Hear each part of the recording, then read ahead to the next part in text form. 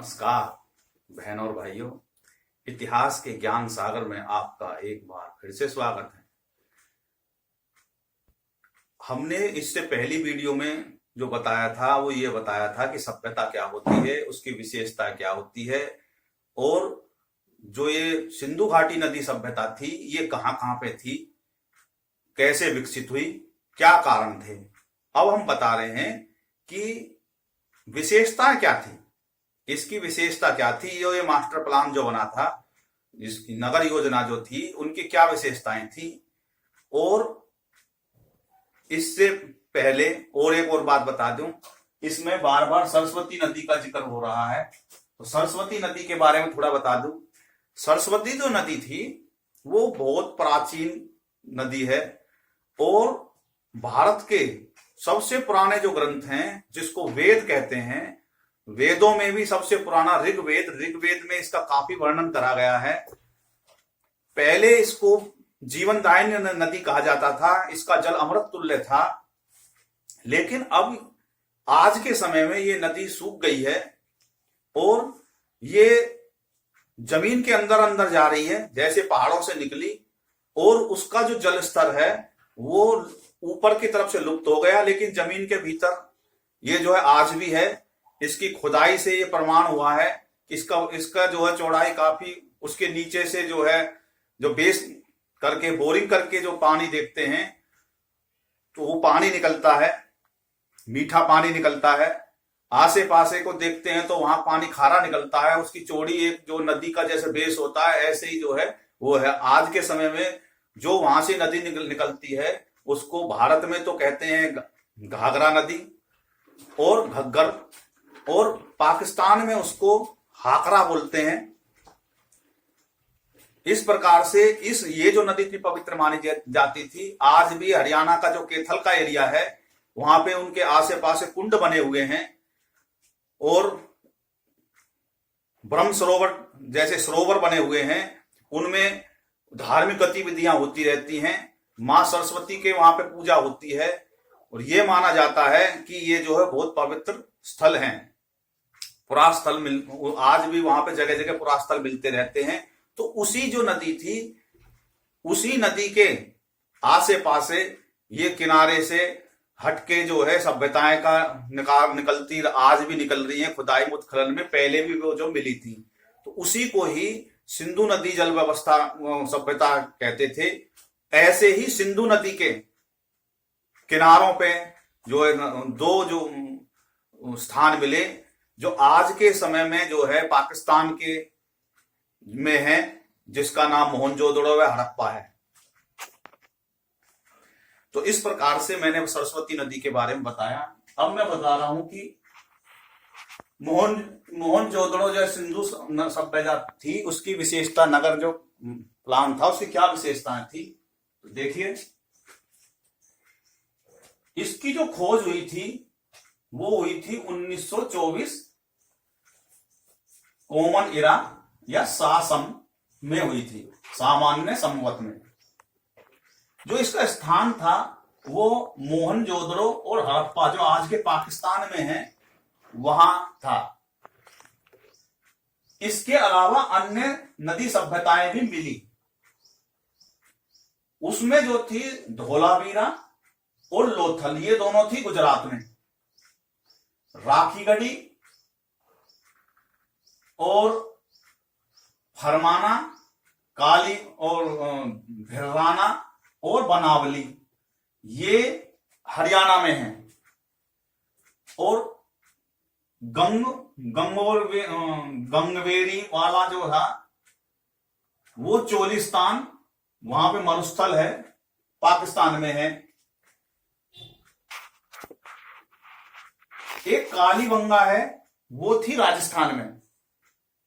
ये सारी जो मैंने बताई हैं ये सभी जो थी वो थी सरस्वती नदी की, यानी कि मोहनजोदड़ो की को छोड़ दें तो ये जितनी भी हम भारत में जो मिली ये सब जो हैं सरस्वती नदी के किनारे की जो ये थी सभ्यताएं। इस प्रकार से दो बेसिन बनते थे, एक थे सिंधु नदी के और दूसरे ये द्रोणी बनी हुई थी ये सरस्वती नदी की, जिसमें सभ्यताओं का निर्माण हुआ। इसी प्रकार से ये तो मिली हमने उत्खनन में, जो जीवंत सभ्यताएं आज भी जारी हैं वो भी भारत में नदियों के किनारे पे ही हैं। मुख्य शहर मैंने पहले बताया था, जैसे दिल्ली है, मथुरा है, उसी प्रकार से गुजरात के जो शहर हैं अयोध्या, इलाहाबाद, जितने भी जो प्रयागराज, जो जितने भी जो शहर हैं, पटना हैं, वो सारे के सारे नदियों के किनारे ही विकसित हुए। आगरा, खैर उन बातों में नहीं जाते हुए हम बताते हैं कि ये तो मैंने बताया कि गुजरात में दो थी, धोलावीरा और लोथल। हरियाणा में राखीगढ़ी, फरमाना, भिर्राना और बनावली, ये हरियाणा में थी। राजस्थान में कालीबंगा, और इसी के साथ में जो सरस्वती नदी के साथ में जो मिली वो एक पाकिस्तान में मिली, गंगवेरी वाला। वहां पर ज्यादातर ऐसे गांव है, गुजरवाला, फलाने वाला, वहां पे ये इस तरीके के नाम ज्यादा हैं। और चोलिस्तान एक मरुस्थल है पाकिस्तान में, वहां पे। अब इनकी विशेषता क्या थी नगर योजनाओं की? तो नगर योजनाओं की विशेषता ये थी कि सबसे पहले तो ये थे किलेबंदी में, यानी चारों तरफ से इनको एक जो है दीवारों के परकोटों से जो है घेरा हुआ था। और दूसरा जो था ये पक्की ईंटों से बने हुए थे। जितनी भी ये जो सभ्यताएं थी जो भी मिली खोजने में, ये सब थी पक्की ईंटों से बनी हुई। चाहे अमीर आदमी हो या गरीब आदमी हो, वो रहता हो, सबके पक्के मकान थे। सड़कें वहां की चौड़ी थी और वहां पे नालियों के निकास की व्यवस्था थी, पानी की निकास की व्यवस्था। जैसे आज का ड्रेनेज सिस्टम है भारत का, उससे भी आधुनिक था। सब कुछ बेसमेंट यानी जमीन के अंदर से निकल के जा रहे थे। तो बताओ, ये कहते हैं कि जी हम आज विकसित हो गए। अरे भाई, आज से 2000 साल तो ये अब जो चलने पर 2600 साल और 2000 पहले यानी 4500 साल पहले देखो, आज से भी आधुनिकता थी। जो आज कहते हैं हम बड़े आधुनिक हैं, अरे भाई तुमसे भी ज्यादा आधुनिक थे, जिन्हें आदि मानव का थप्पा लगाए फिर रहे हैं अंग्रेज। उसके बाद में वहां पे जो मिला कि किलाबंदी थी, चौड़ी सड़कें थी, पक्की ईंटों से बने हुए निर्माण थे।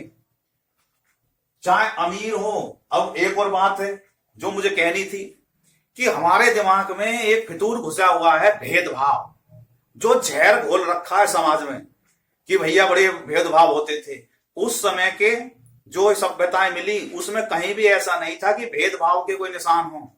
यानी कि अब फिर भी जहर बोने के लिए गैस छोड़ दी उस मेन्यू के अभी कि वहां पे देखो दो तरह के जो कोई भी एक शहर होता है उसमें दो व्यवस्था होती ही हैं। एक व्यवस्था तो होती है प्रशासनिक अधिकारी।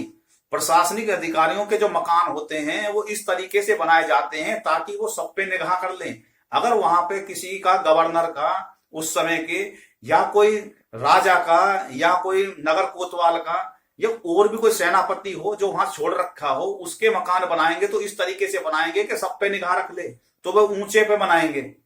और जो और कॉलोनियां जो बनेगी वो नीचे पे बनेगी। अब उनको कह दिया ये तो अभिजात वर्ग हो गए, देखो जी अभिजात वर्ग हैं जी, ये तो धनी आदमियों के थे। और नीचे की साइड में तलहटी में कहते नहीं, ये तो साहब गरीब गुरबा थे। मतलब जहर घोलने वालों ने वहां भी कसर नहीं छोड़ी। आज भी लोगों के दिमाग में जहर घोल रखा कि जी हमारा बेवड़ा भेदभाव होता था, वहां सबका सम्मान होता था। इस प्रकार से उसको दो नाम दिए, अभिजात वर्ग। ऊंचे वाले को अभिजात वर्ग दिया, जहरीली गैस छोड़ने वालों ने, और नीचे वालों को दिया निचला स्थान।